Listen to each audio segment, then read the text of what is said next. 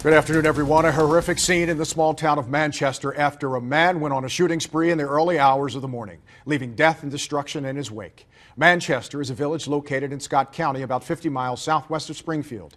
In the 2000 census, there were only 354 people living there. More recent estimates list the population at just under 300.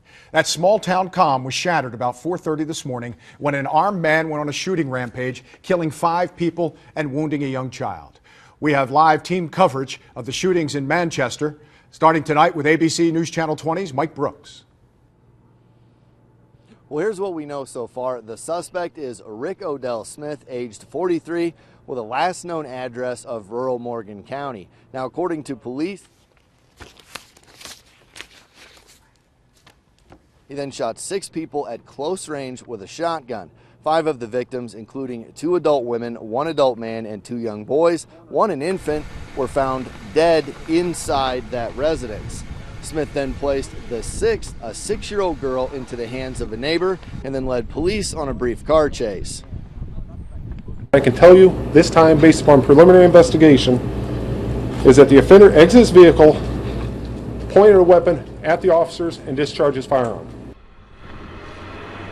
Police returned fire on the suspect, wounding him. He was then transported to a hospital where he was declared, or pronounced that is, deceased at 10:10 a.m. Now, officials haven't released the names of the victims yet, but according to the Scott County coroner, he expects an autopsy to be performed tomorrow morning in Bloomington, and he may release the names after that. Reporting in Manchester, Mike Brooks, ABC News Channel 20. Mike, thanks very much. We also spoke to the victim's next-door neighbor, and she tells us the victims included a woman, a granddaughter, the granddaughter's 3 children, and the granddaughter's boyfriend. That same neighbor also tells us that the granddaughter recently announced that she was pregnant.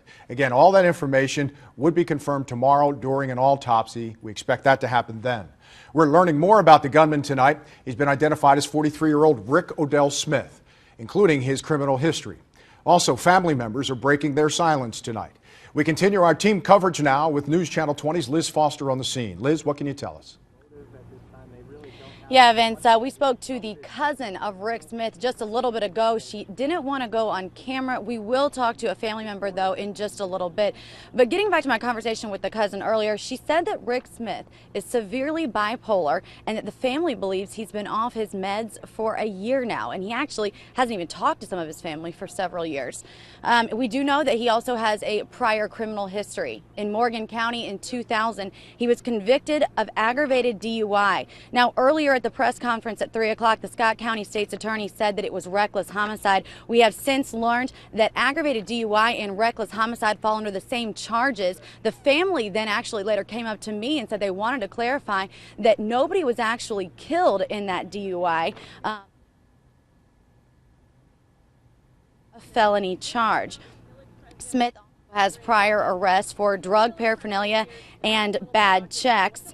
And we do know that he is was unemployed, had been unemployed for a little while. Family says that's because of his disability with severe bipolar disorder. And as I said, we do expect to have a family member of Mr. Smith joining us in just a few minutes. Vince? Over a couple of questions that I've been thinking about with you. Right now, obviously, the investigation is still unfolding, but I would assume first and foremost, law enforcement is going to try to figure out a motive here, right? Yeah, exactly. I think their first thing that they have released is that tomorrow there will be autopsies on the victims. We do know that for sure. Meanwhile, investigators here are all over the place trying to comb through this home behind me, trying to, process the scene, collect any evidence they can. In the meanwhile, they're interviewing neighbors, family members, anybody else that they can, trying to just figure out really how the suspect, the gunman, knew all the victims, what kind of relationship, whether it was acquaintance or if he was romantically involved with any of them. That is yet to be determined. Everything is still really preliminary. A lot of our questions earlier, we were just told that it's still an investigation. Liz, obviously the community there, under 300 people, I'm told. There hasn't been a murder there in more than 40 years. Obviously, people there have to be shocked. What's the mood? Yeah, neighbors here are on edge. A lot of them even said that they never even locked their doors. So now I assume that might change in the meantime. Everybody's on edge, somber, definitely, understandably so. Actually, joining us right now is the village president, Mr. Ron Drake. Thank you so much for joining us. Thank you. Now, Mr. Drake, something that we have learned also is you're the suspect's uncle. Yes. Tell me a little bit about the family's reaction to something so horrible. They're in shock.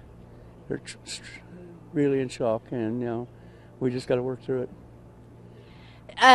Some of the family members have said that Mr. Smith, bipolar disorder. Anything like this was ever expected? Anything that you saw coming? No, I never. No, not in my wildest dreams. I never seen anything like this coming. So I don't know what to say now. Tell me about the relationship between Mr. Smith and your family. He was a quiet guy that mostly stayed to himself.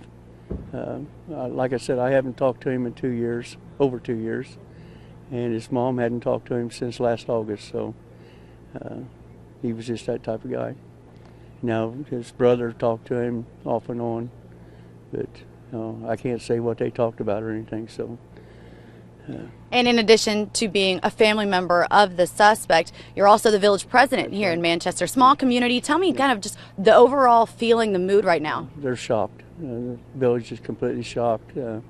Residents have come to me, asked what they could do for the family, and my thoughts and prayers are going out to the victims' families as well. So we just take it one day at a time from now on. Mr. Drake, thank you so much for joining us. We appreciate it. Vince, I understand you've got another question. Yeah, can you hold Mr. Drake for a quick second? I would like to ask him a question. Can you grab him? Yeah, sure. Mr. Drake. Sorry, we're going to grab you back for a second. Sure, Vince, what would you like me to relay? Yeah, if you can ask him if he has any idea on a motive, what would have caused his nephew to do something like this? Did he know anything about what might have sparked it? Do you know anything that may have sparked it, any kind of motive that may have led Mr. Smith to do this? I have no idea. I have no idea at all. I can't, my wildest dreams, I can't think of anything that would have sparked it. And you don't know any relationship between him and the family in here? I have no idea, no. I've never seen his vehicle over here. I drive the streets regularly every day, looking at, people's houses and seeing if they needed anything. I've never seen his vehicle here, so I can't say what went on. I'm sorry. That's okay. We've got one more question. Last question, Liz. Can he tell us, we've gotten reports here that Mr. Smith either had an estranged wife or an estranged girlfriend, and they have a 4-year-old daughter. Can he talk to us about either one of those? We've also heard that Mr. Smith has an estranged girlfriend and a 4-year-old daughter. Any information you have on that and how if it may be related? I can't tell you on that. I know that his girlfriend and daughter live in Root House, and that's all I can say on it. I don't know what's took place there with them. And that's a neighboring community? Yes, about 5 miles down the road. Okay. So that's all I can say on it. So you're pretty much just as confused as everybody else. That's right. Totally confused. All I can get out of the sheriff or the state police is what they say at the news conference, and that's it. They won't talk to me, so. All right. Thank you so much for your time. We appreciate it.